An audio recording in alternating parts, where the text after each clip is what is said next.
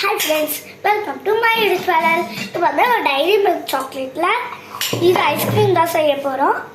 அதுக்கு முதல்ல diary milk எடுத்துக்கலாம்.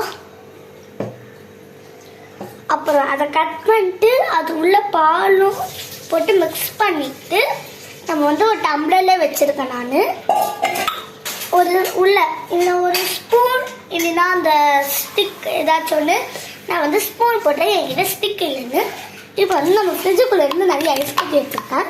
முதல்ல ஒரு டம்ளர் எடுத்துக்கிட்டு அது உள்ள அந்த ஐஸ்கட்டியை போட்டு அதில் கொஞ்சம் அமுத்தி விட்டுக்கலாம். ரொம்ப அமுத்தினீங்க தண்ணி ஆகிடும், எனக்கு தெரியாது. அப்புறம்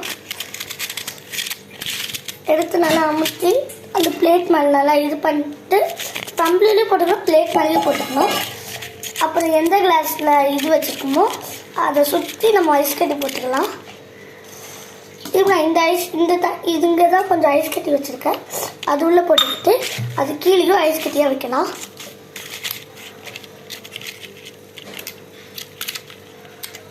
நம்ம அப்புறம் வைக்கலாம். 1 hour இல்லை 2 hours கழிச்சு பார்க்கலாம். பாய்.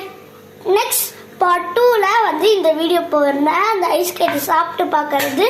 பாய். லைக் பண்ணுங்க, ஷேர் பண்ணுங்க, கமெண்ட் பண்ணுங்க, மறக்காம பெல் பட்டனை கிளிக் பண்ணிடுங்க. பாய்.